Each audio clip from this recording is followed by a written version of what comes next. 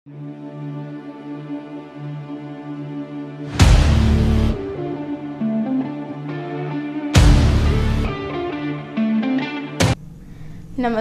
Sony 9 ನ್ಯೂಸ್ಗೆ ಸ್ವಾಗತ. ನಾನು ಪ್ರಭಾವತಿ. ಮೊದಲಿಗೆ ಮುಖ್ಯಾಂಶಗಳು. ಬೀದರ್ನ ಸಿದ್ದರೂಢ ಮಠದಲ್ಲಿ ನಡೆದ ಗುರುಪೂರ್ಣಿಮೆ ಕಾರ್ಯಕ್ರಮದಲ್ಲಿ ಸಾಧಕ ಸಾಧಕಿಯರು ಷಡಶೋಪಚಾರ ಮೂಲಕ ಡಾಕ್ಟರ್ ಶಿವಕುಮಾರ ಸ್ವಾಮೀಜಿ ಅವರ ಪಾದಪೂಜೆ ಮಾಡಿದರು. ಸಿದ್ದರೂಢ ಮಠದಲ್ಲಿ ಗುರುಪೂರ್ಣಿಮೆ ಆಚರಣೆ ನಾಣ್ಯಗಳಿಂದ ಶಿವಕುಮಾರ ಸ್ವಾಮೀಜಿಯ ತುಲಾಭಾರ. ಪ್ರತಿ ವರ್ಷದಂತೆ ಈ ವರ್ಷವೂ ಕೂಡ ಹೊರವಲಯದಲ್ಲಿರುವ ಶ್ರೀ ಅನಂತಶಯನ ವೆಂಕಟೇಶ್ವರ ಮಂದಿರದಿಂದ ಅಗ್ರಹಾರ ಮಹಾದೇವ ಮಂದಿರದವರೆಗೆ ಬೃಹತ್ ಪಲ್ಲಕ್ಕಿ ಮೆರವಣಿಗೆ ಮಸರುಗಡಿಗೆ ಒಡೆದು ಸಂಭ್ರಮಿಸಿದರು. ಸಮಾಜದಲ್ಲಿ ಶಾಂತಿ, ಏಕತೆ ಹಾಗೂ ವಿಶ್ವಾಸ ಹೆಚ್ಚಿಸುವಲ್ಲಿ ಮಾಧ್ಯಮಗಳ ಪಾತ್ರ ಅಪಾರ. 130ಕ್ಕೂ ಅಧಿಕ ಜಿಲ್ಲೆಯ ಪತ್ರಕರ್ತರಿಗೆ ಸನ್ಮಾನಿಸಲಾಯಿತು. ಬಿಕೆ ಪ್ರತಿಮಾ ಬೆಹೆಂಜಿ. ಸರ್ವರಿಗೂ ಸಮಪಾಲು ಸಮಬಾಳು ದೊರಕಿಸುವ ಸದಾಶಯ ಸಹಕಾರ ಚಳವಳಿಯದ್ದು ನಂಜನಗೌಡ. ಅಧಿಕಾರಿಗಳು ಜನಸ್ನೇಹಿ ಅಧಿಕಾರಿಯಾಗಿ ಕೆಲಸ ಮಾಡಬೇಕು. RTO GK Biradar. ತಮ್ಮ ರಕ್ತದಲ್ಲಿ ಬಿಡಿಸಿದ ಮುಗುಳ್ಖೋಡ್ ಜಿಡಿಗ ಮಠದ ಪೀಠಾಧಿಪತಿ ಮುರುಘರಾಜೇಂದ್ರ ಸ್ವಾಮೀಜಿ ಅವರ ಭಾವಚಿತ್ರವನ್ನು ಕಾಂಗ್ರೆಸ್ ಕಾರ್ಮಿಕ ವಿಭಾಗದ ರಾಜ್ಯ ಕಾರ್ಯದರ್ಶಿ ಜಾನ್ಸನ್ ಗೋಡೆ. ಸುದ್ದಿಯ ವಿವರಗಳು. ಗುರುಪೂರ್ಣಿಮೆಯ ನಿಮಿತ್ತ ಇಲ್ಲಿಯ ಸಿದ್ದಾರೂಢ ಮಠದಲ್ಲಿ ನಡೆದ ಕಾರ್ಯಕ್ರಮದಲ್ಲಿ ಭಕ್ತರು ನಾಣ್ಯಗಳಿಂದ ಮಠದ ಪೀಠಾಧಿಪತಿ ಡಾಕ್ಟರ್ ಶಿವಕುಮಾರ ಸ್ವಾಮೀಜಿ ಅವರ ತುಲಾಭಾರ ಮಾಡಿದರು. ಮಾತೆ ಆನಂದಮಯಿ, ಬಸವರಾಜ್ ಡಿಗ್ಗಿ, ಸಂಗೀತ ಚಂದ್ರಿಕಾ ಅಂಜರಗುಂಟೆ, ಶಿವರಾಜ್ ಮಾಶೆಟ್ಟಿ ಹಾಗೂ ಹನುಮಂತರಾವ್ ಬಿರಾದರ್ ತುಲಾಭಾರ ಮಾಡಿ ಭಕ್ತಿ ಸಮರ್ಪಿಸಿದರು. ಮಠದ ಸಾಧಕ ಸಾಧಕಿಯರು ಷಡಶೋಪಚಾರ ಮೂಲಕ ಶ್ರೀಗಳ ಪಾದಪೂಜೆ ಗೈದರು. ಕಾರ್ಯಕ್ರಮದ ಸಾನ್ನಿಧ್ಯ ವಹಿಸಿ ಮಾತನಾಡಿದ ಡಾಕ್ಟರ್ ಶಿವಕುಮಾರ ಸ್ವಾಮೀಜಿ ಅವರು, ಜೀವನ ಸಾರ್ಥಕಕ್ಕೆ ಪ್ರತಿಯೊಬ್ಬರೂ ಸದ್ಗುರುವಿನ ಕೃಪೆಗೆ ಪಾತ್ರರಾಗಲು ಪ್ರಯತ್ನಿಸಬೇಕು. ಪಾಲಕರು ಪರಮಾತ್ಮ ಹಾಗೂ ಮಹಾತ್ಮರನ್ನ ದೇವರೆಂದು ತಿಳಿಯಬೇಕೆಂದು ಹೇಳಿದ್ದರು. ತಂದೆ ತಾಯಿ ಜನ್ಮಕ್ಕೆ ಕಾರಣರಾದರೆ ಅಜ್ಞಾನ ಕಳೆದು ಸುಜ್ಞಾನ ನೀಡುವವನು ಗುರು. ಹೀಗಾಗಿ ಗುರುದೇವರಿಗಿಂತ ದೊಡ್ಡವನು. ಗುರುವೆಂದರೆ ಜ್ಞಾನ. ಗುರುಪೂರ್ಣಿಮೆಯು ಸದ್ಗುರುವಿನ ಉಪಕಾರ ಪಡೆದ ಶಿಷ್ಯರು ಗುರುವಿನ ದರ್ಶನ ಸ್ಮರಣೆ ಮಾಡಿ ಧನ್ಯರಾಗುವ ಪುಣ್ಯದ ದಿನ ಎಂದು ಬಣ್ಣಿಸಿದರು. ಕಲಬುರಗಿಯ ಮಾತೆ ಲಕ್ಷ್ಮೀದೇವಿ ಮಾತನಾಡಿ, ಗುರುಪೂರ್ಣಿಮೆ ಗುರು ಶಿಷ್ಯರ ಅವಿನಾಭಾವ ಸಂಬಂಧದ ಸ್ಮರಣೆಯ ದಿನ ಎಂದು ಹೇಳಿದ್ದರು. ಸಕಲ ಜೀವರಾಶಿಗಳಲ್ಲಿ ಮಾನವ ಶ್ರೇಷ್ಠ. ಮಾಯಮೋಹದ ಬುದ್ಧಿಯಿಂದ ಕೂಡಿದ ಮನುಷ್ಯನಿಗೆ ವಿಶೇಷ ಜ್ಞಾನ ಅನುಗ್ರಹಕ್ಕಾಗಿ ಪರಮಾತ್ಮ ಸ್ವತಃ ಗುರುವಿನ ರೂಪದಲ್ಲಿ ಭೂಮಿಯಲ್ಲಿ ಅವತರಿಸಿದನು. ಸತ್ಯದ ಸಾಕ್ಷಾತ್ಕಾರ ಮಾಡಿಕೊಳ್ಳಲು ಗುರುವಿಗೆ ಶರಣು ಹೋಗಲೇಬೇಕು ಎಂದು ಗುರುದೇವಾಶ್ರಮದ ಗಣೇಶಾನಂದ ಮಹಾರಾಜರು ತಿಳಿಸಿದರು.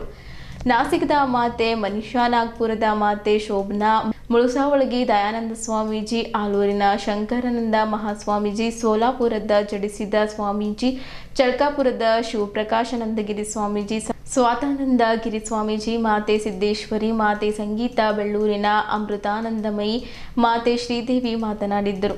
ಚಿದಂಬರ ಶಿಕ್ಷಣ ಸಂಸ್ಥೆಯ ಆಡಳಿತ ಮಂಡಳಿ ಸದಸ್ಯರಾದ ಬಿಜಿ ಶೆಟ್ಕರ್, ಬಸವರಾಜ್ ಶೆಟ್ಟಿ, ಪ್ರಭು ಶೆಟ್ಟಿ ಮುದ್ದ, ಶಿವಶರಣಪ್ಪ ಸಾವಳಗಿ, ಉದಯ್ ಭಾನು ಹಲ್ವಾಯಿ, ಮಡಿವಾಳಪ್ಪ ಗಂಗಶೆಟ್ಟಿ, ಸಹಜಾನಂದ ಕನ್ಗೋಳ್, ಡಾಕ್ಟರ್ ಆನಂದ್ ಜಾಬ್ ಶೆಟ್ಟಿ, ವಿರೇಖಾ ಪಾಟೀಲ್, ಸುಭಾಷ್ ಉಪ್ಪೆ, ವಿನಾಯಕ್ ಮಹಾರಾಜ್, ಆಡಳಿತಾಧಿಕಾರಿ ಡಾಕ್ಟರ್ ಹೌಗಿರಾವ್ ಮೈಲಾರೆ, ಭಾರತಿಬಾಯಿ ಕಣಜಿ, ಲಲಿತಾದೇವಿ ಶೆಟ್ಕರ್, ಪ್ರಭು ಬೆಣ್ಣೆ, ವಿರೂಪಾಕ್ಷ ಗಾದ್ಗಿ, ದೇವಪ್ಪ ಶಂಭು ಗಣಪತಿ, ಡಿಕೆ ಕಲ್ಯಾಣರಾವ್ ಜಂಬುರ್ಕಿ, ಶರಣಪ್ಪ ತಿರ್ಲಾಪುರೆ, ಕರ್ಬಸಪ್ಪ ಮುಸ್ತಾಪುರ್, ಶಾಲಾ ಮುಖ್ಯಸ್ಥರಾದ ಡಾಕ್ಟರ್ ಚಂದ್ರಕಾಂತ್ ಹಳ್ಳಿ, ನಾಗಪ್ಪ ಜಾನಕ್ನೂರ್, ಡಾಕ್ಟರ್ ಚಂದ್ರಪ್ಪ ಭತ್ಮುರ್ಗೆ, ಅಂಜು ಪ್ರಾಜೇಶ್, ಲಕ್ಷ್ಮಣ್ ಪೂಜಾರಿ, ಬಸವರಾಜ್ ಮ್ಯಾಕೇರಿ ಇದ್ದರು.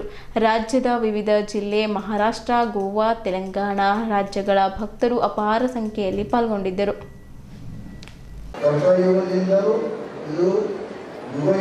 ನಡೆದುಕೊಂಡು ಬಂದಿರತಕ್ಕಂತಹ ಹೇಳಿದ್ರೆ ಇದು ಪದ್ಧತಿ ಸಂಪ್ರದಾಯ.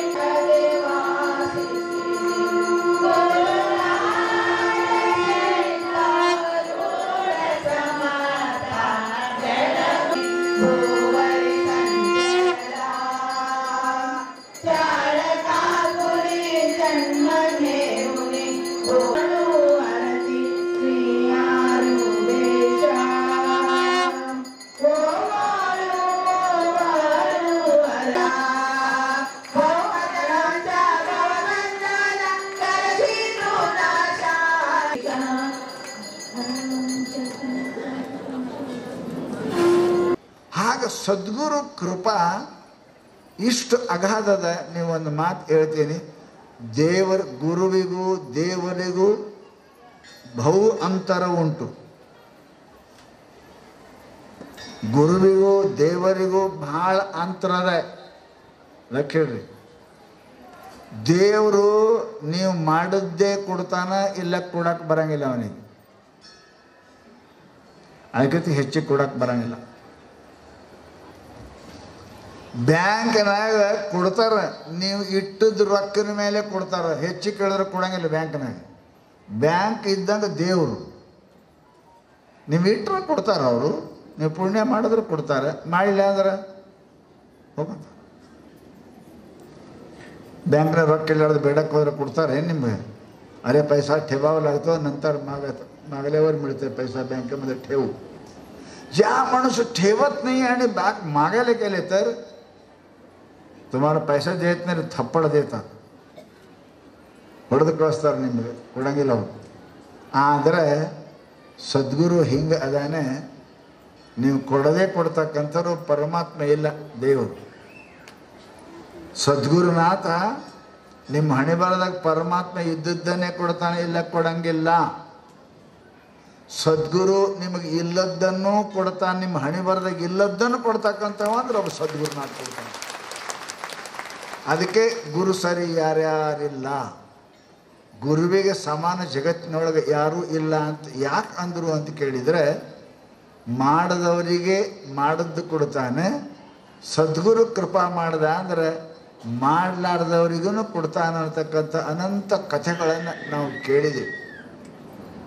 ಸಿದ್ಧಾರ್ಥ ಅಂತಾಕೆ ಹೆಣ್ಮಗಳು ಒಬ್ಬಕ್ಕೆ ಭಾಳ ಬಂದಿವಳು,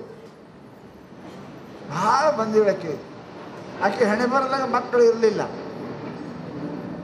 किती दिवस सद्गुरू स्वामीची सेवा केली, सिद्धार्थ स्वामी सेवा केली. काय तर ते 50-55 वर्षांत सेवा केली. नवरा बायकोला काय मुलं नव्हतं, बाळ नव्हतं, मಕ್ಕಳೇ ಇರಲಿಲ್ಲ 50 ವರ್ಷ. ಬಹಳ ಮಂದಿ ಅನ್ನೋದು ಕೇಳಿ, ಏನೇವ ಸಿದ್ಧಾರ್ಥ ಅಂತ ಕೆಟ್ಟ ದಿನ ಹೋಗ್ಕಳ, ಇಷ್ಟೊಂದು ಮಕ್ಕಳು ಆಗಿಲ್ಲ, ದೊಡ್ಡ ಸ್ವಾಮಿ ಅಂತಾರೆ, ದೊಡ್ಡ ಗುರುಗಳು ಅಂತಾರೆ, ಹೋದ್ರೆ ಮಕ್ಕಳು ಆಗಿಲ್ಲ, ಏನಾಗಿಲ್ಲ. 55 वर्षाच्या नंतर नवरा बायका दोन्ही सेवा करीत होते, पण ती बाईच्या मनात बाकी लोकांना म्हणण्याचं ऐकून तशी इच्छा झाली. ಮಂದಿದೆಲ್ಲ ಕೇಳಿ ಆಕೆಗೆ ಅವಾಗ ಅನ್ನಿಸ್ತು, ಸಿದ್ಧಾರ್ಥ ಬೇಡದವ್ರಿಗೆ ಕೊಡ್ತಾರಂತ, ಬೇಡದು ಕೊಡ್ತಾರಂತ. ನೀನ ಗೊಡ್ಡ ಇದ್ದಂಗಿದ್ದು ಬೆಡ್ಕೋಬೇಕಿಲ್ಲ, ಸಿದ್ಧಾರ್ಥ ಹೋಗಿ ಬೆಡ್ಕೋಬೇಕಿಲ್ಲ. ದಿನ ಇಬ್ಬರು ಸೇವಾ ಮಾಡಕ್ಕೆ ಬರೋರು ಗಂಡ ಹೆಂಡತಿ 55 ವರ್ಷ ತನಕ, 50 ವರ್ಷ ಆಗ್ಯದ. ಸಿದ್ಧಾರ್ಥ ಕಸ ಹೊಡೆಯೋದು, ಮಠ ಸ್ವಚ್ಛ ಮಾಡೋದು ಎಲ್ಲ ಮಾಡೋ ಹೆಣ್ಮಗಳು ಒಂದು ದಿವಸ ಸ್ವಚ್ಛ ಕಷ್ಟ ಮಾಡಿ ಸುಮ್ಮನೆ ನಿಂತಳು. ಸಿದ್ಧಾರ್ಥ ಸರ್ವಜ್ಞರು ತಿಳ್ಕೊಂಡ್ರು, ಏನೇ ಬೇಡ್ಬೇಕಂತಾಳ. ಎಲ್ಲರೂ ಹೋಗುತ್ತಕ ನಿಂತಲು. सगळ्या गेल्यावर ती बाई थांबून म्हटले, आप्पा म्हणले. काय लोक असं म्हणतात, हो आप्पा मला सिद्धार्थ स्वामी सेवा करीत आहे, तुम्हाला काय गुरु कृपा झालीच नाही का, ಏನೂ ಆಗಿಲ್ಲ ಅಂತಾರೆ. ಹೆಂಗಪ್ಪ? ಹೆಣ್ಮಗಳು 45-50 ವರ್ಷ ಅಪ್ಪ ಸೇವಾ ಮಾಡ್ತಾಳ ತಿಳ್ಕೊಂಡು ಗುರುಗಳು ಆಯ್ತಮ್ಮ ತಿಳ್ಕೊಂಡು ತಂದು ಒಂದಿಟ್ಟು ಖಾಲಿ ಕೊಟ್ಟರು, ಹೋಗಿ ನಿನ್ನ ಮಕ್ಕಳಾಗ್ತಾವಂತ ಹೋದ್ಲು. ಹೆಣ್ಮಗಳು ಹಡದ್ಲಕ್ಕೆ ಮುಂದೆ ತಾಯಾದ್ಲು. ಪರಮಾತ್ಮನಿಗೆ ಆಗಲಾರದನ್ನ ಗುರುನಾಥ ಮಾಡ್ತಾನೆ. ಅದಕ್ಕೆ ಶಾಸ್ತ್ರ ಹೇಳ್ತಾನೆ, ಪರಮಾತ್ಮಗೆ ಯಾವುದು ಆಗುದಿಲ್ಲ. ಪರಮಾತ್ಮ ಯಾಕೆ ಮಾಡಂಗಿಲ್ಲ? ನಿಮ್ಮ ಹಣೆ ಬರ ಇದ್ದಟ್ಟೆ ಕೊಡ್ತಾನೆ, ನಾವು ಅದಕ್ಕಿಂತ ಹೆಚ್ಚಿಗೆ ಕೊಡಕ್ಕೆ ಅವನಿಗೆ ಬರಂಗಿಲ್ಲ. ಶಾಂಕ್ಷನ್ ಮಾಡಂಗನೇ ಇಲ್ಲ. ನೀವು ಏನು ಬರ್ದದ ನಿಮ್ಮ ಕರ್ಮ ನೋಡಿ ಪರಮಾತ್ಮ ಕೊಡ್ತಾನ. ಕರ್ಮಕ್ಕೆ ಮೀರಿ ಏನಾದರೂ ಬೇಕಾಗಿತ್ತು ಅಂದ್ರೆ ಕರ್ಮವನ್ನು ನಾಶ ಮಾಡತಕ್ಕಂಥ ಸದ್ಗುರು ಒಬ್ಬನೇ ಅದನ್ನ ವಿನ ಜಗತ್ತಿನೊಳಗೆ ಮತ್ತೆ ಯಾರು ಕೊಡಕ್ಕಾಗಿಲ್ಲ. ಅದಕ್ಕೆ ಅಂದಾರ ಅವರು, ಮನುಷ್ಯನಿಗೆ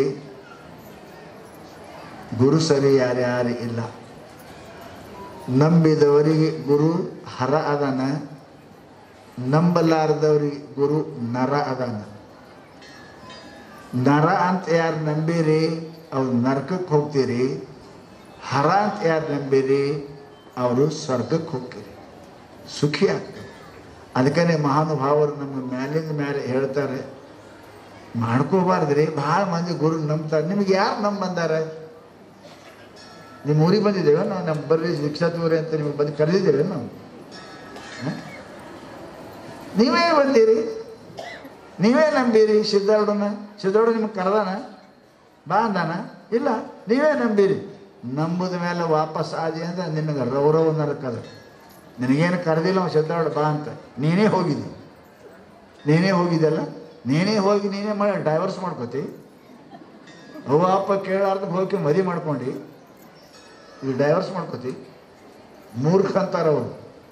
ಅದಕ್ಕೇ ಹೇಳ್ತಾರೆ ಸದ್ಗುರು ಅವರೇನು ನಿಮ್ಗೆ ಕರೆದಿಲ್ಲ ಬರ್ರಿ ಅಂತ, ನೀನಾಗೆ ಹೋಗಿದ್ದು ನನಗೆ ಕಲ್ಯಾಣಕ್ಕೆ ಅಂತ ಹೋಗಿದ್ದಿ, ಗುರು ದೀಕ್ಷಾ ತಗೊಂಡಿದ್ದಿ, ಗುರುವಿನ ನಂಬಿದಿ. ಹೇ ಗುರು ಪರಮಾತ್ಮ ಪರೇಶು ಜಾಂಚ ಐಸಾ ದೃಢ ವಿಶ್ವಾಸು ತೇಣೆ ಅಂಕಿಲ ಭಗವಂತ.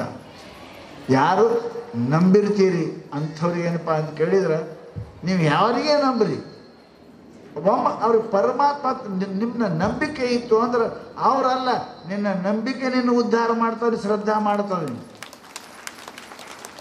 ವಿಷ ಕುಡ್ದವ್ರು ಉಳ್ದಾರ್ರಿ, ವಿಷ ಕುಡ್ದವ್ರು ಉಳ್ದಾರ, ನಂಬಿಕೆ ಮೇಲೆ ಉಳ್ದಾರ. ನಂಬಿಕೆ ಕೆಡ್ತು ಅಂತಂದ್ರೆ ಅಮೃತನೂ ವಿಷ ಆಗ್ತದೆ, ಅಮೃತನೂ ವಿಷ ಆಗ್ತದೆ. ಅದಕ್ಕೇ ಶಾಸ್ತ್ರ ಅಂತದ ಭಾಳ ಚಂದ ಮನೋವಿಜ್ಞಾನ ಹೇಳ್ತದೆ. ಇದೆಲ್ಲವೂ ಮಾನಸಿಕ ವ್ಯವಹಾರ ಅದ. ಈ ಅಧ್ಯಾತ್ಮ ಮಾರ್ಗ ಏನದ ಕಣ್ಣ ಕೈ ಕಾಲೇ ನೋಡು ವ್ಯವಹಾರ ಅಲ್ಲ. ಅದು ನೋಡಕ್ಕೆ ಚಂದ ಅದಾರೇನು, ಹೇಳಕ್ಕೆ ಚಂದ ಅದಾರೇನು, ಇವೆಲ್ಲ ಮಾನಸದಿದು. ಮನಸ್ಸಿನಿಂದ ಗುರು ಮಾಡ್ಕೊಳ್ಳೋದು, ಶರೀರದಿಂದ ಅಲ್ಲ. ರೊಕ್ಕ ರೂಪಾಯಿ ಆಸ್ತಿ ನೋಡಿ ಅಲ್ಲ गुरु करून घ्यायचं. मानसिक प्रज्ञा पाहिजे मनुष्याला. हे गुरु शरीर नाही मनाला असतो. गुरु मनाला शरीर नाही. शरीराला तुमचे कोणी वडील आहे, नवरा आहे, बायको आहे, काय आहे तुमचे संबंध आहे. सद्गुरु संबंध म्हणजे तुमची आत्म्याला आणि तुमच्या मनाचा संबंध असल्यामुळे ज्या माणसाचा मन बिघडून जातो तो माकड होतो, तो मरण पावतो आणि नरकमध्ये जातो. लक्ष ಇಡಬೇಕು. ಅದಕ್ಕೆ ಅಂತಾರೆ ನಮ್ಮಲ್ಲಿ ಮಹಾತ್ಮರು ಬಹಳ ಸುಂದರ ಹೇಳ್ಯಾರ. ಮೊದಲೇ ವಿಚಾರ 10 ಬಾರಿ ವಿಚಾರ ಮಾಡಬೇಕು. ಒಮ್ಮೆ ನಂಬಿದೇವಿ ಅಂತಂದ್ರೆ ಹೆಂಗೆ ನಂಬಿರಬೇಕು? ಪತಿವ್ರತ ಹೆಣ್ಮಗಳು ಗಂಡನ ಹೆಂಗೆ ನಂಬ್ಯಾಳೆ? ಏನೇ ಆಗಲಿ ನನ್ನ ಮಂಗಳ ಸೂತ್ರ ಕಾಯಿ ಮರಬೇಕು ಅಂತ ಹೆಂಗೆ ನಂಬಿರ್ತಾಳಲ್ಲಿ ಹೆಣ್ಮಗಳು, ದೇವರಿಗೆ ಅದೇ ಬಡ್ಕೋತಾಳಲ್ಲ, ಹೇ ಪರಮಾತ್ಮ ನನ್ನ ಮಂಗಳ ಸೂತ್ರ ನನ್ನ ಮಾಂಗಲ್ಯ ಸದಾ ಇರಲಿ ಅಂತ ಹೆಂಗೆ ಬಡ್ಕೋತಾಳೆ. ಆ ರೀತಿಯಾಗಿ ಸದ್ಭಕ್ತನಾಗಿರ್ತಕ್ಕಂಥ ಸತ್ಶಿಷ್ಯನಾಗಿರ್ತಕ್ಕಂಥ ವ್ಯಕ್ತಿ ಅದು ಮಂಗಳಸೂತ್ರ ಅದರಿ. ಗುರು ಮಂತ್ರ ಗುರು ಉಪದೇಶ ಅದು ಅವನಿಗೆ ಮಂಗಳಸೂತ್ರ. ಅದು ಹೆಂಗೆ ಗಂಡ ಕಡ್ತಾನಲ್ಲ ನಿಮಗೆ ಕೊಳ್ಳಾಗ, ಹಂಗೆ ಗುರು ನಿಮಗೆ ಕಡ್ತಾನೆ, ಮಂತ್ರದಿಂದ ಕಡ್ತಾನೆ, ನಿಮಗೆ ಮಂಗಳಸೂತ್ರ ಕೊಡ್ತಾನೆ. ಆ ಮಂಗಳಸೂತ್ರ ಏನಪ್ಪ ಅಂತ ಕೇಳಿದ್ರೆ, ಗಂಡ ಕಟ್ಟೋದು ಮಂಗಳಸೂತ್ರ ಕಳ್ಕೋಬಹುದು, ಸತ್ತ ಅಂದ್ರೆ ಹೋಗ್ತದೆ. ಗುರು ಕೊಟ್ಟ ಮಂಗಳಸೂತ್ರ ನಿನ್ನ ಮುಕ್ತ ಮಾಡ್ತದೆ, ನಿನ್ನ ಬಂಧನ ಮಾಡಂಗಿಲ್ಲ, ನಿನಗೆ ಧನ್ಯ ಮಾಡ್ತದೆ. ಬೀದರ್ ನಗರದ ಹೊರವಲಯದಲ್ಲಿರುವ ಓಡ್ವಾಡ್ ಶ್ರೀ ಅನಂತಶಯನ ವೆಂಕಟೇಶ್ವರ ಮಂದಿರದ ವೈಕುಂಠಪುರಿಯಲ್ಲಿ ಆಷಾಢ ಮಾಸದ ದಿಂಡಿ ಕಾರ್ಯಕ್ರಮ ಹಮ್ಮಿಕೊಳ್ಳಲಾಯಿತು. ಪ್ರತಿ ವರ್ಷದಂತೆ ಈ ವರ್ಷವೂ ಕೂಡ ಆಷಾಢ ಶುದ್ಧ 8 ಅಷ್ಟಮಿ ಗುರುವಾರ 3 ರಿಂದ 10ರವರೆಗೆ ತಾಳ ಸಪ್ತಾಹ ಹಮ್ಮಿಕೊಳ್ಳಲಾಯಿತು. ಆಷಾಢ ಹುಣ್ಣಿಮೆ ಇಂದು ಮುಂಜಾನೆ 6 ಗಂಟೆಯಿಂದ 9 ಗಂಟೆಯವರೆಗೆ ಅಭಿಷೇಕ ಪೂಜೆ, ಸಾಯಂಕಾಲ 4 ರಿಂದ ಪಾಲ್ಕಿ ದಿಂಡಿ ದೇವಸ್ಥಾನದ ಅಗ್ರಹಾರ ಮಹಾದೇವ ಮಂದಿರಕ್ಕೆ ತಲುಪಿ ಮಸೂರುಗಡಿಗೆ ಒಡೆದು ಪುನಃ ದೇವಸ್ಥಾನಕ್ಕೆ ತಲುಪಿತು. ಈ ಸಂದರ್ಭದಲ್ಲಿ ಓಡ್ವಾಡ್ ಗ್ರಾಮ ಅಲ್ಲದೆ ಸುತ್ತಮುತ್ತಲಿನ ಹಳ್ಳಿಯ ಜನರು, ಬೀದರ್ ಜನರು ಭಾಗವಹಿಸಿ ದೇವರ ದರ್ಶನ ಪಡೆದು ಪ್ರಸಾದ ಸ್ವೀಕರಿಸಿ ಪುನೀತರಾದರು. ಮಂದಿರದ ಪ್ರಮುಖರು ಮಾತನಾಡುತ್ತಾ, ಈ ವರ್ಷ ಮಳೆ ಬೆಳೆ ಚೆನ್ನಾಗಿ ಆಗಲಿ, ರೈತರಿಗೆ ಒಳ್ಳೆಯದಾಗಲಿ, ನಾಡಿಗೆ ಸಮೃದ್ಧಿ ಸಿಗಲಿ ಎಂದು ಹಾರೈಸಿದರು. ಈ ಸಂದರ್ಭದಲ್ಲಿ ವಿಷ್ಣುವರ್ಧನ್ ವಾಲ್ದೊಡ್ಡಿ, ಹನುಮಂತ್ ಭೀಮಶೆಟ್ಟಿ, ಕಾಶಿನಾಥ್ ನೀಲ್ಕಂಠ್, ನಾಗಯ್ಯ ಸ್ವಾಮಿ ಸೇರಿದಂತೆ ಊರಿನ ಹಲವು ಗಣ್ಯರು ಸೇರಿದಂತೆ ಇತರರು ಇದ್ದರು.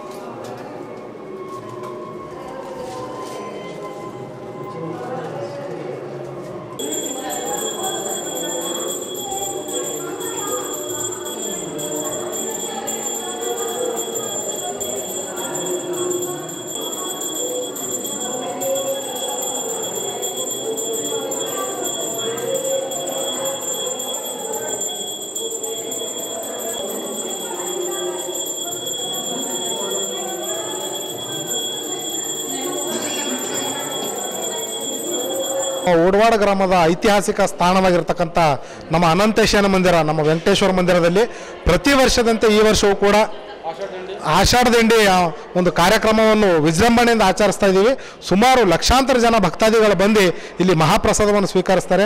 ಇನ್ನು ಮುಂದಿನ ದಿನಗಳಲ್ಲಿ ಕೂಡ ನಮ್ಮ ವೆಂಕಟೇಶ್ವರ ಮಂದಿರಕ್ಕೆ, ನಮ್ಮ ಅನಂತೇಶನ ಮಂದಿರಕ್ಕೆ ಹೆಚ್ಚಿನ ಜನಗಳು ಬಂದು, ಭಕ್ತಾದಿಗಳು ಬಂದು ಆಶೀರ್ವಾದ ಪಡೆದುಕೊಳ್ಬೇಕು ಅಂತೇಳಿ ನಾನು ಕೇಳ್ಕೊಳ್ತೀನಿ. ಪ್ರತಿ ವರ್ಷವೂ ವರ್ಷದಿಂದ ವರ್ಷಕ್ಕೆ ಭಕ್ತಾದಿಗಳ ಸಂಖ್ಯೆ ಹೆಚ್ಚಾಗ್ತಿದ್ದು, ಮತ್ತು ಬೆಳಗ್ಗೆ ಸುಮಾರು 7 ಗಂಟೆಯಿಂದ ಆರಂಭವಾಗಿರ್ತಕ್ಕಂಥ ನಮ್ಮ ಈ ಒಂದು ಜಾತ್ರಾ ಮಹೋತ್ಸವದಲ್ಲಿ ಸುಮಾರು ಜನ ಭಕ್ತಾದಿಗಳು ಬರ್ತಾ ಇದ್ದಾರೆ.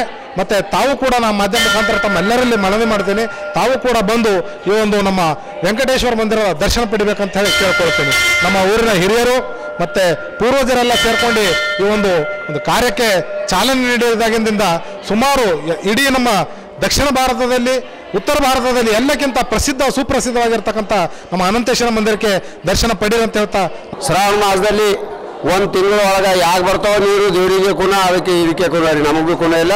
ಬಂದಾಗ ಬಂದು ಎಲ್ಲರೂ ತೊಗೊಂಡ್ರಿ ಆ ನೀರು ಸುದ್ದ ತೊಗೊಂಡು ಹೋಗಿ ಇಸ್ತೆಮಾಲ್ ಮಾಡ್ತಾರೆ. ಬೆಂಗಳೂರು ಸುದ್ದ ಕೊಯ್ತಾರೆ ನೀರು ಇಲ್ಲೇ.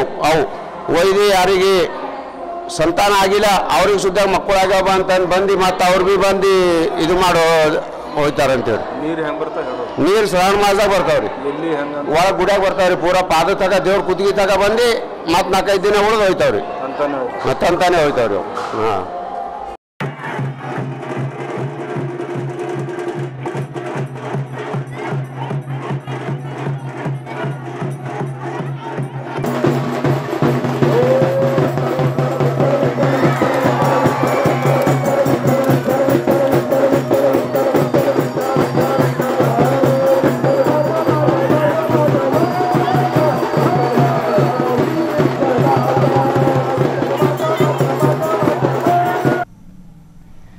ಸಮಾಜದಲ್ಲಿ ಶಾಂತಿ, ಏಕತೆ ಹಾಗೂ ವಿಶ್ವಾಸ ಹೆಚ್ಚಿಸುವಲ್ಲಿ ಮಾಧ್ಯಮಗಳ ಪಾತ್ರ ಬಹಳಷ್ಟಿದೆ ಎಂದು ಪ್ರಜಾಪಿತ ಬ್ರಹ್ಮಕುಮಾರೀಸ್ ಈಶ್ವರಿ ವಿಶ್ವವಿದ್ಯಾಲಯ ಪಾವನಧಾಮದ ಸಂಚಾಲಕಿ ಬಿಕೆ ಪ್ರತಿಮಾ ಬೆಹೆಂಜಿ ನುಡಿದರು.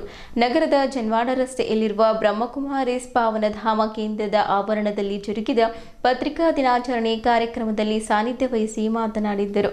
ಸಮಾಜದಲ್ಲಿ ಏಕತೆ, ವಿಶ್ವಾಸ, ಸುಖ ಸ್ಥಾಪನೆ ಮಾಡಬೇಕಿದೆ. ನಮ್ಮ ನೆರಳು ಯಾವ ರೀತಿ ನಮ್ಮನ್ನ ಹಿಂಬಾಲಿಸುತ್ತದೆಯೋ ಅದೇ ರೀತಿ ಸುಖ ಶಾಂತಿಯು ನಮ್ಮ ಹಿಂದೆ ಬರುತ್ತದೆ. ಆದರೆ ಅದು ನಮ್ಮನ್ನ ಹಿಂಬಾಲಿಸುವಂತಹ ಕಾರ್ಯವನ್ನ ನಾವು ಮಾಡಬೇಕು ಎಂದರು. ಒಬ್ಬನ ಬಳಿ ಸುಖ, ಶಾಂತಿ, ಆನಂದ, ಶಕ್ತಿ, ಪ್ರೇಮ, ಪವಿತ್ರತೆ, ವಿಶ್ವಾಸ ಹೀಗೆ ಸಪ್ತ ಸಕಾರಾತ್ಮಕ ಗುಣಗಳು ಅಡಗಿದೆ. ಆತನು ನಮ್ಮೊಳಗೆ ಬಂದು ನೆಲೆಸಿದರೆ ನಮ್ಮ ಜೀವನ ಶೈಲಿಯು ಬದಲಾಗುತ್ತದೆ. ನಮ್ಮೊಳಗೆ ಆತನ ವಾಸ ನಮ್ಮನ್ನ ಸತ್ಯದ ಕಡೆಗೆ ಕೊಂಡೊಯ್ಯುತ್ತದೆ. ಆತನು ಸರ್ವಶಕ್ತನಾದ ಸರ್ವೇಶ್ವರ. ಆತನಿಂದ ನಮಗೆ ಆದ ಆ ಅನುಭವ ಇತರರಿಗೆ ಹಂಚುವುದು ಮನುಷ್ಯನ ಸ್ವಭಾವ. ಹಾಗಾಗಿ ಎಲ್ಲೆಡೆ ಧನಾತ್ಮಕ ವಾತಾವರಣ ನಿರ್ಮಾಣವಾಗಿ ಸತ್ಯ ಸಮಾಜ ನಿರ್ಮಾಣವಾಗಲಿದೆ. ಇದು ಆತ್ಮವಿಶ್ವಾಸಕ್ಕೆ ದಾರಿ ಮಾಡುತ್ತದೆ. ಹಾಗಾಗಿ ಮಾಧ್ಯಮಗಳು ಪರಮಾತ್ಮನ ಮನೆಯಿಂದ ಸತ್ಯವನ್ನ ಅರಿತು ಅದನ್ನು ಜಗತ್ತಿನಲ್ಲಿ ಪ್ರಚಾರಪಡಿಸುವುದಲ್ಲಿ ವಿಶ್ವವೇ ಸತ್ಯದ ದಾರಿಯಲ್ಲಿ ಸಾಗಬಲ್ಲದು ಎಂದು ಕಿವಿ ಮಾತು ಹೇಳಿದ್ದರು. ಕಾರ್ಯಕ್ರಮ ಉದ್ಘಾಟಿಸಿದ ಕರ್ನಾಟಕ ಕಾರ್ಯನಿರತ ಪತ್ರಕರ್ತರ ಸಂಘದ ರಾಜ್ಯ ಉಪಾಧ್ಯಕ್ಷ ಭವಾನಿ ಸಿಂಗ್ ಠಾಕೂರ್ ಮಾತನಾಡಿ, ಪತ್ರಕರ್ತರು ನಿತ್ಯ ಒತ್ತಡದಲ್ಲಿ ಬದುಕುವಂತಾಗಿದೆ. ಆರೋಗ್ಯದ ಕಡೆ ಅವರ ನಿಗಾ ಇಲ್ಲದ ಕಾರಣ ಹೃದಯಾಘಾತದಂತಹ ಭೀಕರ ಕಾಯಿಲೆಗಳಿಗೆ ತುತ್ತಾಗುತ್ತಿರುವವರು. ಕೆಲವು ಮಾಧ್ಯಮಗಳು ಸತ್ಯದ ಕಲ್ಪನೆಯಿಂದ ವಿಮುಖರಾಗಿ ಟಿಆರ್ಪಿಗೋಸ್ಕರ ಸುಳ್ಳು ಸುದ್ದಿಗಳು ಹರಡಿಸಿ ಸಮಾಜದಲ್ಲಿ ಅಶಾಂತಿ ವಾತಾವರಣ ನಿರ್ಮಾಣ ಮಾಡುತ್ತಿರುವವರು. ಇದರಿಂದ ಎಲ್ಲ ಸಮಾಜಗಳ ಮಾಧ್ಯಮಗಳನ್ನು ನೋಡುವ ದೃಷ್ಟಿಕೋನ ಅನುಮಾನದಿಂದ ಕೂಡಿದೆ. ಕಳೆದು ಹೋಗುತ್ತಿರುವ ನಮ್ಮ ಮೌಲ್ಯಗಳು ಎತ್ತಿ ಹಿಡಿಯಲು ಸದಾ ವಿಶ್ವ ಕಲ್ಯಾಣ ಬಯಸುತ್ತಿರುವ ಬ್ರಹ್ಮಕುಮಾರೀಸ್ ಕೇಂದ್ರಗಳತ್ತ ಮುಖ ಮಾಡಬೇಕೆಂದು ಕರೆಕೊಟ್ಟರು. ಹಿರಿಯ ಪತ್ರಕರ್ತ ಶಿವಶರಣಪ್ಪ ವಾಲಿ ಮಾತನಾಡಿ, 140 ದೇಶಗಳಲ್ಲಿ ಬ್ರಹ್ಮಕುಮಾರಿ ಸಂಸ್ಥೆ ಕಾರ್ಯನಿರ್ವಹಿಸುತ್ತಿದೆ. ಅಂತಹ ಸಂಸ್ಥೆ ನಮಗಾಗಿ ಪತ್ರಿಕಾ ದಿನಾಚರಣೆ ಮಾಡಲು ಕಾರಣ ನಿತ್ಯ ಸುದ್ದಿಗಳ ಬೆನ್ನು ಬಿದ್ದು ಮಾನಸಿಕ ಆರೋಗ್ಯದ ಕಡೆ ಗಮನ ಹರಿಸಿದೆ. ಹತ್ತಾರು ತಲೆನೋವುಗಳೊಂದಿಗೆ ಬದುಕುವ ನಮಗೆ ಮಾನಸಿಕ ಒತ್ತಡ ಕಡಿಮೆ ಮಾಡಲು, ಧ್ಯಾನದ ಮಹತ್ವ ತಿಳಿಸಲು ಮತ್ತು ಸಮಾಜದ ಶಾಂತಿ, ಏಕತೆಗೆ ನಮ್ಮ ಪಾತ್ರ ಎಂತಹದ್ದು ಎಂದು ತಿಳಿಸಲು ಈ ಕಾರ್ಯಕ್ರಮ ಹಮ್ಮಿಕೊಳ್ಳಲಾಗಿದೆ ಎಂದರು.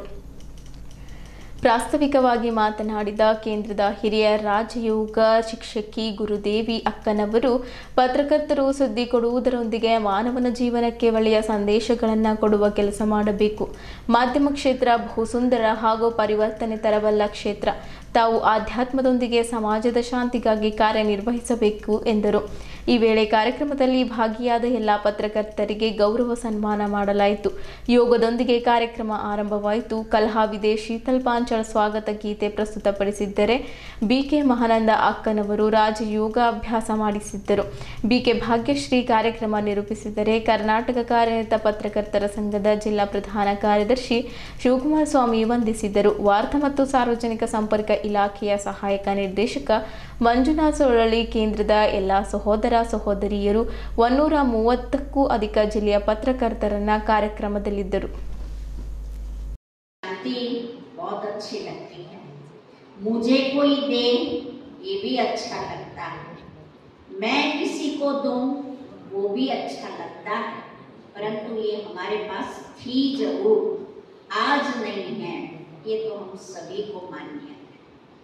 था विश्वास, थी शांति, था मन के अंदर मनोबल, आज वो नहीं है, इसीलिए हमें उसकी इच्छा उत्पन्न होती है कि मुझे वो चाहिए। एक बार कोई चीज हमारे पास होती है, चली जाती है, दूसरों के पास होती है, उसके जीवन को हम देखते हैं और गायब हो जाता है, तो हम उसकी इच्छा शक्ति से कल्पना करना चालू करते हैं, वो चाहिए मुझे, वो दिन चाहिए मुझे, वो शांति चाहिए मुझे, वो सशक्त मन चाहिए मुझे, वो स्वस्थ समाज चाहिए मुझे। अर्थात ऐसा शांतिपूर्ण, सहयोगपूर्ण, विश्वासपूर्ण समाज था। ಬ್ರಹ್ಮಕುಮಾರಿ ಈಶ್ವರಿಯ ವಿಶ್ವವಿದ್ಯಾಲಯದಲ್ಲಿ ಬಂದಾಗ ಯಾರಾದರೂ ಎದೆ ತಟ್ಟು ಹೇಳ್ಬೋದು, ಇದು ಇಂಥ ಜಾತಿ ಸಂಬಂಧಪಟ್ಟದ್ದು.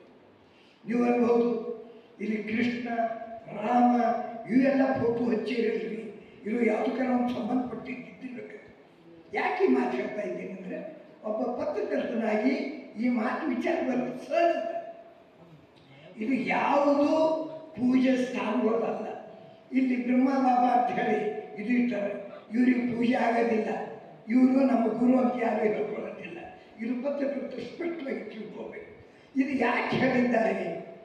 ಸತ್ಯಯುಗದ ನಾವು ಹೇಳ್ತೀವಿ, ಭಾರತದಲ್ಲಿ 33 ಕೋಟಿ ದೇವತೆಗಳಂದ್ರೆ ಅಷ್ಟಿದ್ದಿಲ್ಲ. ಆ ಇರ್ತಕ್ಕಂಥ ಪ್ರತಿಯೊಬ್ಬರು ದೇವತೆಗಳಂತೆ ಶಾಂತಿಯುತವಾಗಿ ಸಮರ್ಥವಾಗಿ ದೇವತೆಗಳಂತೆ ನಡ್ಕೊಂಡು ಹೋದ ಜನ ಇದ್ದರು. ಅವರಿಗೆಲ್ಲ ದೇವತೆ ಅಂತ ಹೇಳೋದು. ಕೃಷ್ಣ ನಾವು ದೇವರು ಅಂತ ಹೇಳೋದಿಲ್ಲ, ರಾಮ ದೇವರು ಅಂತ ಹೇಳೋದಿಲ್ಲ. ಇವರು ಮಹಾಪುರುಷರು, ನಮಗೆ ಮಾರ್ಗದರ್ಶಕರು. ದೇವರು ಒಬ್ಬನೇ ಒಬ್ಬ ಶಿವ, ನಿರಾಕಾರ. ಅವನಿಗೆ ಕಣ್ಣು ಕಿವಿ ಮೂಗು ಏನೂ ಇಲ್ಲ. ಅವನಿಗೆ ನೆನೆಸ್ಕೊಂಡೇ ನಾವು ಅರ್ಥ ಮಾಡ್ಕೊಂಡೇವೆ. ಅವ್ರ ಬಗ್ಗೆ ಅಂದ್ರೆ ಪತ್ರಕರ್ತರ ಬಗ್ಗೆ ಒಂದು ವಿಶ್ವಾಸನ ಇಟ್ಕೊಂಡು ಕಲ್ತಾರ. ಯಾಕಂದ್ರೆ ಪತ್ರಕರ್ತರು 24/7 365 ಡೇಸ್ ಅವ್ರಿಗೆ ಸುಟ್ಟಿ, ಸಂಡೇ, ಮಂಡೇ ಹಾಲಿಡೇ ಅನ್ನೋದಿರಲ್ಲ, ಹಗಲು ರಾತ್ರಿ ಇರಲ್ಲ. ಅಂತ ನಿಸ್ವಾರ್ಥವಾಗಿ ಸಮಾಜಗೋಸ್ಕರ, ಸಮಾಜ ಹಾಗೂ ದೀನದಲಿತರ, ಬಡವರ, ಸರ್ಕಾರದಲ್ಲಿ ಕೊಂಡಿ ಸೇತುವಾಗಿ ಕೆಲಸ ಮಾಡ್ತಾರ. ಸೇವೆ ಮಾಡಂತ ಅಂದ್ರೆ ಪತ್ರಕರ್ತರು ಸೇವೆ ಮನೋಭಾವ, ಸೇವೆ ಮಾಡ್ತಾರ. ಅವ್ರನ್ನ ನಾವು ಯಾಕೆ ಅವ್ರನ್ನ ಗುರುತಿಸ್ಬಾರ್ದು? ಅವ್ರಿಗೂ ಒಂಥರ, ಯಾಕಂದ್ರೆ ಬಿಸಿ ಶೆಡ್ಯೂಲ್ ಟೆನ್ಷನ್ ಈಗಾಗಲೇ ಹೇಳ್ದಂಗೆ. ಯಾಕಂದ್ರೆ ನಾವು ಫುಲ್ ಯಾವಾಗಲೂ ಬೇರೆ ಏರಿಯಲ್ಲಿ ನಮ್ಗೆ ಬಿಸಿ ಇರ್ತಾರೆ. ಇವ್ರು ಶಾಂತಿ ಸಮಾಧಾನ ಬೇಕಂದ್ರೆ ಇವ್ರು ಶಾಂತಿ ಬೇಕು. ಅಂದ್ರೆ ಶಾಂತಿ ಅಂದ್ರೆ ಸಮಾಧಾನ, ಆಧ್ಯಾತ್ಮಿಕ ಸ್ವಲ್ಪ ಏನಾರ ಇದ್ದಾಗ ಮಾತ್ರ ತಾವು ಶಾಂತಿಯಾಗಿ ಎಲ್ಲ ಒಳಗೆ ಕೆಲಸ ಮಾಡ್ಬೋದು ಅಂತ ಈ ದಿವಸ ಕರ್ದಾರ ಅಂತ ಹೇಳಿದೀನಿ. ಆಮೇಲೆ ಈಗಾಗಲೇ ಅಕ್ಕರಂದ್ರು ಮೊದಲು ಬಂದಾಗ 5 ಜನ 10 ಜನ 15 ಜನ ಬರ್ತಿದ್ರು ಅಂತ ಕೆಲಸದಿಂದ ಅಕ್ಕ ಸಂತೋಷದ ಮೊದಲು ಹಂಗಿರ್ಲಿ. ಈಗೆಲ್ಲ ಬಿಜಿ ಶೆಡ್ಯೂಲ್ನಾಗ ನಮ್ಮ ಪತ್ರಕರ್ತರು ಸ್ವಲ್ಪ ಬೇಕಾದ್ರೆ ಬಿಸಿ ಇರೋದ್ರಿಂದ ಹಂಗಾಗಿ ಬರ್ಲಿಕ್ಕಿಲ್ಲ. ಸೊ ಹಂಗೇನಿಲ್ಲ. ಈಗ ನಾನು ಈಗ ಲಾಸ್ಟ್ ಟೈಮ್ ನೋಡಿದೆ ಸುಮಾರು ಜನ ಬಂದಿದ್ರು. ಸೊ ಈಗ ಅವ್ರಿಗೂ ಈಗ ನಮಗೂ ಬಹಳ ನೀಡ್ ಅದ ಈ ಶಾಂತಿ ಸಮಾಧಾನ ಇರೋದು. ಯಾಕಂದ್ರೆ ಈಗ ಇವತ್ತು ನಾವೆಲ್ಲ ಪೇಪರ್ ಅನ್ನು ನೋಡುತ್ತೆ, ಎಲ್ಲೆಲ್ಲ ಸಿಕ್ಕಲೆ ಮ್ಯಾಕ್ಸಿಮಮ್ ಯಂಗೆಸ್ಟರಿಗೆಲ್ಲ ಹಾರ್ಟ್ ಅಟ್ಯಾಕ್ ಆಗೋದು. ಮೊನ್ನೆ 30 ಜನ ಹಾಸನ ಜಿಲ್ಲೆ. ಸೊ ಆ ರೀತಿಯಿಂದ ಯಾಕಂದ್ರೆ ಈ ಸದ್ಯ ನಮಗೆ ಶಾಂತಿ ಸಮಾಧಾನ ಇರೋದು ಬಹಳ ಅವಶ್ಯಕತೆ ಅದ. ಸೊ ಅದರ ಆ ಅವಶ್ಯಕತೆ ಅಂತ ತಾವು ತೋರಿಸಿದ್ರೆ ತಮಗೆ ಎಲ್ಲ ಪತ್ರಕರ್ತರು ತಮಗೆಲ್ಲ ಅಭಿನಂದನೆ ಸಲ್ಲಿಸ್ತೀನಿ. 121 ವರ್ಷಗಳ ಭವ್ಯ ಇತಿಹಾಸವುಳ್ಳ ಭಾರತ ಸಹಕಾರ ಚಳುವಳಿ ವ್ಯಾಪ್ತಿಯಲ್ಲಿ ಗಾತ್ರದಲ್ಲಿ ವಿಶ್ವಮಾನ್ಯತೆ ಪಡೆದಿದೆ.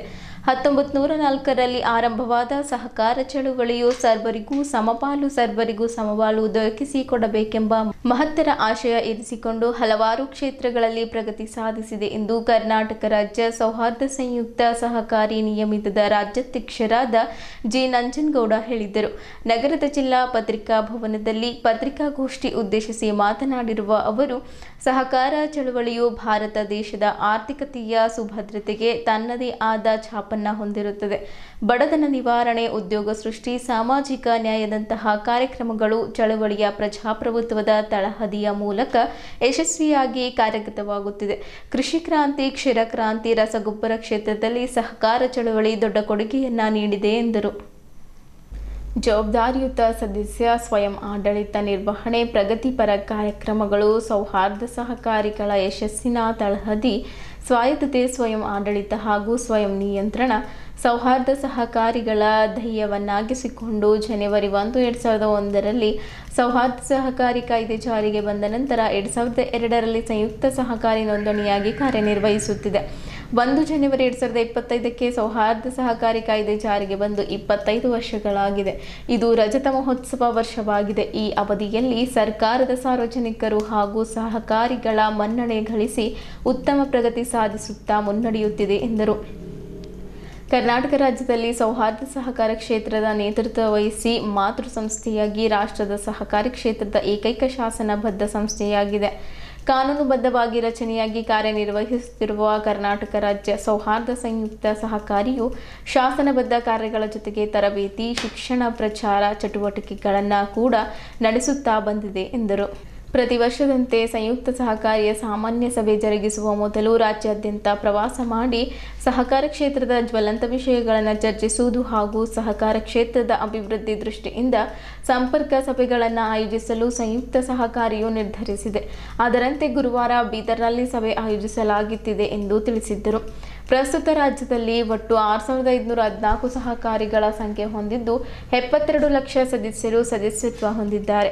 16.30 ಕೋಟಿ ಷೇರು ಬಂಡವಾಳ ಹೊಂದಿದ್ದು 44.793 ಕೋಟಿ ಠೇವಣಿಗಳು ಹೊಂದಿದ್ದು 35,747 ಕೋಟಿ ಸಾಲ ನೀಡಲಾಗಿದೆ. 51,064 ಕೋಟಿ ದುಡಿಯುವ ಬಂಡವಾಳ ಹೊಂದಿದ್ದು 735 ಕೋಟಿ ಈ ವರ್ಷ ನಿವ್ವಳ ಲಾಭ ಹೊಂದಿದೆ. 3,992 ಕೋಟಿ ಕಾಯ್ದಿರಿಸಿದ ನಿಧಿಗಳು ಇವೆ. ಒಟ್ಟು 75,000 ಉದ್ಯೋಗಿಗಳು ಕಾರ್ಯನಿರ್ವಹಿಸುತ್ತಿರುವರು. ಇದರಲ್ಲಿ 1,710 ಈ ಸ್ಟ್ಯಾಂಪಿಂಗ್ ಕೇಂದ್ರಗಳು ಕಾರ್ಯನಿರ್ವಹಿಸುತ್ತಿವೆ ಎಂದರು. ನಗರ ಹಾಗೂ ಪಟ್ಟಣ ಪ್ರದೇಶದಲ್ಲಿ 80% ಸೌಹಾರ್ದ ಸಹಕಾರಿಗಳು ಕಾರ್ಯನಿರ್ವಹಿಸುತ್ತಿದ್ದು, ಗ್ರಾಮೀಣ ಭಾಗದಲ್ಲಿ ಇನ್ನೂ ಬೆಳೆಯಬೇಕಾದ ಅನಿವಾರ್ಯತೆ ಇದೆ. ಇದು ಸಾಧ್ಯವಾದಾಗ ಮಾತ್ರ ರಾಮರಾಜ್ಯದ ಕಲ್ಪನೆ ಸಾಕಾರಗೊಳ್ಳಲಿದೆ ಎಂದು ನಂಜನಗೌಡ ಹೇಳಿದರು. ಕರ್ನಾಟಕ ರಾಜ್ಯ ಸೌಹಾರ್ದ ಸಂಯುಕ್ತ ಸಹಕಾರಿ ನಿಯಮಿತದ ನಿರ್ದೇಶಕ ಗುರುನಾಥ್ ಜಾಂತಿಕರ್ ಮಾತನಾಡಿ, ಬೀದರ್ ಜಿಲ್ಲೆಯಲ್ಲಿ ಒಟ್ಟು ಸೌಹಾರ್ದ ಸಹಕಾರಿಗಳು 169, ಸಹಕಾರಿಗಳಲ್ಲಿ ಅಂದಾಜು 43.870 ಸದಸ್ಯರು, 220.42 ಕೋಟಿ ದುಡಿಯುವ ಬಂಡವಾಳ, 10.98 ಕೋಟಿ ಷೇರು ಬಂಡವಾಳ, 244.32 ಕೋಟಿ ಠೇವಣಿಗಳು, 251.39 ಕೋಟಿ ನೀಡಿದ ಸಾಲಗಳು, 14.26 ಕೋಟಿ ನಿಧಿಗಳು, 3.70 ಕೋಟಿ ಲಾಭವನ್ನು ಹೊಂದಿರುತ್ತದೆ. ಅದೇ ರೀತಿ ಜಿಲ್ಲೆಯಲ್ಲಿ ಪ್ರಸ್ತುತ 10 ಈ ಸ್ಟ್ಯಾಂಪಿಂಗ್ ಕೇಂದ್ರಗಳು ಕಾರ್ಯನಿರ್ವಹಿಸುತ್ತಿವೆ ಎಂದು ತಿಳಿಸಿದ್ದರು.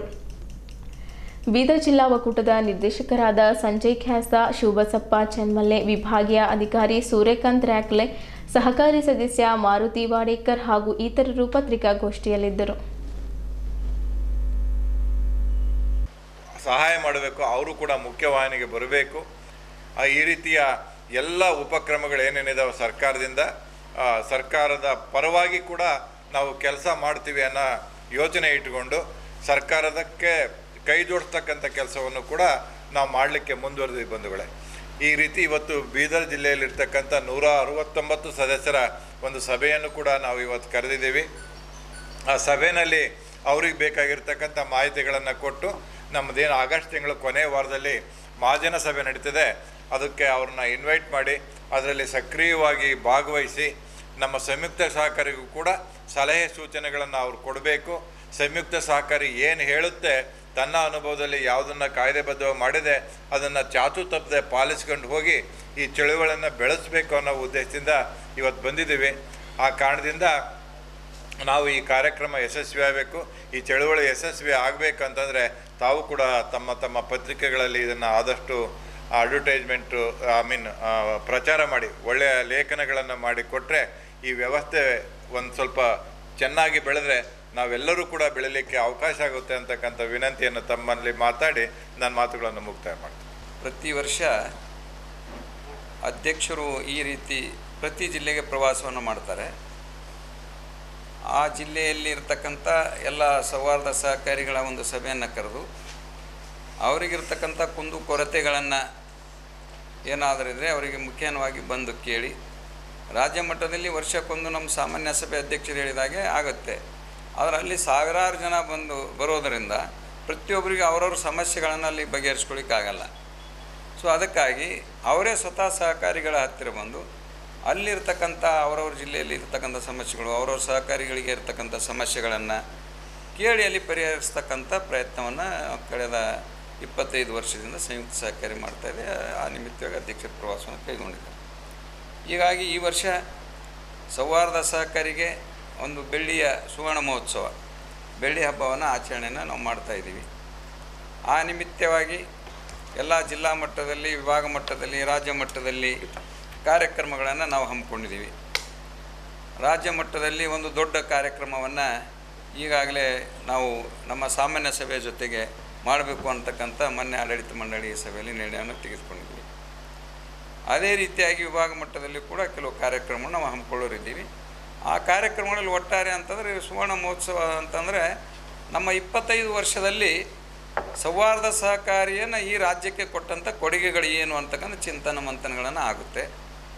ಅದೇ ರೀತಿಯಾಗಿ ಎಲ್ಲ ಜಿಲ್ಲಾ ಮಟ್ಟದಲ್ಲಿ ಕೂಡ ಕೆಲವು ಕಾರ್ಯಕ್ರಮಗಳನ್ನು ಮಾಡಬೇಕು.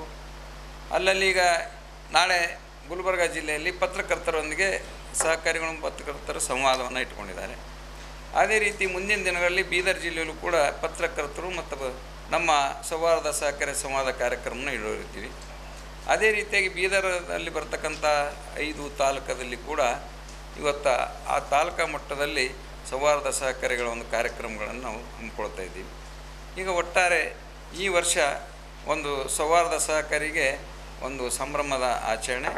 ಇದಕ್ಕಾಗಿ ನಾವು ನೀವೆಲ್ಲರೂ ಒಟ್ಟಾಗಿ ಆಚರಣೆಯನ್ನು ಮಾಡೋಣ. ಅದೇ ರೀತಿಯಾಗಿ ಸೌಹಾರ್ದ ಸಹಕಾರಿ ಈಗಾಗಲೇ ಅಧ್ಯಕ್ಷರು ಹೇಳಿದಾಗೆ ಎಲ್ಲ ಕ್ಷೇತ್ರದಲ್ಲೂ ಕೆಲಸವನ್ನು ಮಾಡಿದೆ. ಮೊನ್ನೆ ನಮಗೆಲ್ಲರಿಗೂ ಗೊತ್ತಿದೆ, ಏನು ಈ ದೇಶದಲ್ಲಿ ಒಂದು ಜಗತ್ ಪ್ರಸಿದ್ಧವಾದಂಥ ಒಂದು ಕುಂಭಮೇಳ ನಡೀತು. ಆ ಸಂದರ್ಭದಲ್ಲಿ ಬಹುಶಃ ನಮ್ಮ ಗುರುಗಳು ಬಂದಿದ್ದರು. ಆ ಸಂದರ್ಭದಲ್ಲಿ ಅತ್ಯಂತ ಕಡಿಮೆ ರೇಟಿನಲ್ಲಿ ಸೌಹಾರ್ದ ಸಹಕಾರಿ ಪ್ರವಾಸಿ ಸೌಹಾರ್ದದಿಂದ ಕುಂಭಮೇಳಕ್ಕೆ 5 ಜನ ಬಸ್ಸುಗಳನ್ನು ಇದು ಮಾಡಿಕೊಂಡು ಕರ್ಕೊಂಡು ಹೋಗಿ ತೋರಿಸ್ಕೊಂಡು ಬಂದಿರತಕ್ಕಂಥದ್ದು. ಪ್ರಯಾಗ್ರಾಜ್ ಇರ್ಬೋದು, ಅಯೋಧ್ಯೆ ಇರ್ಬೋದು, ಆಮೇಲೆ ವಾರಣಾಸಿ ಇರ್ಬೋದು, ಹೀಗೆ ಉಜ್ಜಯಿನಿ ಇರ್ಬೋದು. ಅತ್ಯಂತ ಕಡಿಮೆ ಇದರಲ್ಲಿ 15,000ನಲ್ಲಿ ಒಂದು ವಾರದ ಪ್ರವಾಸವನ್ನು ನಾವು ಮಾಡಿಕೊಂಡು ಅತ್ಯಂತ ಉತ್ತಮ ವ್ಯವಸ್ಥೆಯನ್ನು ಕೊಟ್ಟಿರ್ತೀವಿ. ಹೀಗೆ ಸಹಕಾರ ಚಳುವಳಿ ಬೆಳೆದಿದ್ರೆ ಪ್ರತಿಯೊಬ್ಬ ಒಂದು ಸಾಮಾನ್ಯ ಜನನಿಗೂ ಕೂಡ ಅನುಕೂಲ ಆಗುತ್ತೆ. ಆ ಉದ್ದೇಶದಿಂದ ಇವತ್ತು ಈ ಒಂದು ಸೌಹಾರ್ದ ಸಹಕಾರ ಚಳುವಳಿ ಕೆಲಸವನ್ನು ಮಾಡ್ತಾಯಿದೆ. ಕಚೇರಿಗೆ ಬರುವ ಸಾರ್ವಜನಿಕರ ಜೊತೆ ಉತ್ತಮ ಸೇವೆ ಸಲ್ಲಿಸಿ ಕಚೇರಿ ಹೆಸರು ಉನ್ನತ ಸ್ಥಾನದಲ್ಲಿ ತರಬೇಕೆಂದು ಬೀದರ್ ಪ್ರಾದೇಶಿಕ ಸಾರಿಗೆ ಅಧಿಕಾರಿ ಜಿಕೆ ಬಿರಾದರ್ ಅವರು ನುಡಿದರು. ಅವರು ಕಚೇರಿಯಲ್ಲಿ ಸಂಘ ಏರ್ಪಡಿಸಿದ ಸ್ವಾಗತ ಮತ್ತು ಬೀಳ್ಕೊಡುಗೆ ಸಮಾರಂಭದ ಅಧ್ಯಕ್ಷತೆ ವಹಿಸಿ ಮುಂದುವರೆದು ಮಾತನಾಡುತ್ತಾ, ಕಚೇರಿಗೆ ಬಂದು ಸೇವೆ ಮಾಡುವುದು ಸಹಜ, ವರ್ಗಾವಣೆ ಆಗಿ ಹೋಗುವುದು ಅನಿವಾರ್ಯ ಎಂದು ಹೇಳಿದ್ದರು. ಅವರು ಬೀದರ್ ಪ್ರಾದೇಶಿಕ ಸಾರಿಗೆ ಕಚೇರಿಯಲ್ಲಿ ನೂತನವಾಗಿ ಆಗಮಿಸಿದ 3 ಮೋಟಾರ್ ವಾಹನ ನಿರೀಕ್ಷಕರಾದ ಅನಂತರಾವ್, ಪ್ರಕಾಶ್ ಉಳ್ಳೆ ಹಾಗೂ ಸುಭಾಷ್ ಅವರಿಗೆ ಬೀದರ್ ಮೋಟಾರ್ ವಾಹನ ತರಬೇತಿ ಶಾಲೆಯ ಸಂಘದ ವತಿಯಿಂದ ಸ್ವಾಗತಿಸಿ ಸನ್ಮಾನಿಸಿ ಗೌರವಿಸಲಾಯಿತು. ಬೀದರ್ನಲ್ಲಿ ತರಬೇತಿ ನಡೆದ ಬೇರೆ ಬೇರೆ ಕಡೆ ವರ್ಗಾವಣೆಗೊಂಡಿರುವ ಮೋಟಾರ್ ವಾಹನ ನಿರೀಕ್ಷಕರಾದ ಶ್ರೀಮತಿ ಸಿ ವೀರಮ್ಮ ಹಾಗೂ ಅಶ್ವಿನಿ ರೆಡ್ಡಿ ಅವರನ್ನು ಸನ್ಮಾನಿಸಿ ನೆನಪಿನ ಕಾಣಿಕೆ ನೀಡಿ ಬೀಳ್ಕೊಡಲಾಯಿತು.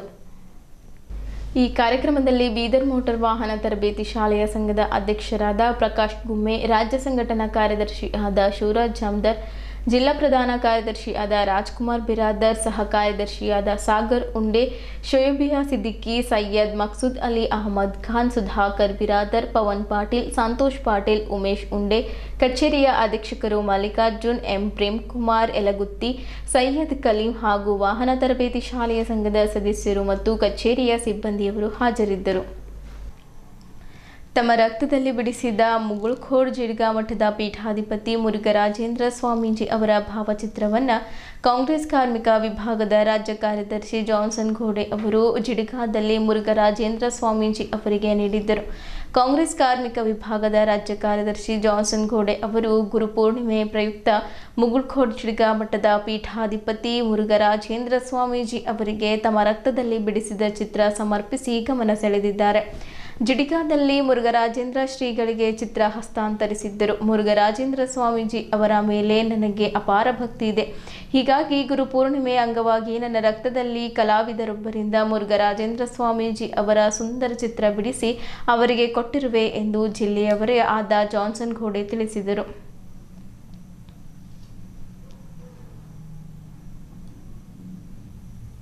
ಇಲ್ಲಿಯವರೆಗೂ ಸುದ್ದಿ ಕೊಟ್ಟಿದ್ದು ನಾನು ಪ್ರಭಾವತಿ. ಮುಂದಿನ ಸುದ್ದಿಯೊಂದಿಗೆ ಮತ್ತೆ ಭೇಟಿಯಾಗೋಣ. ವಂದನೆಗಳು.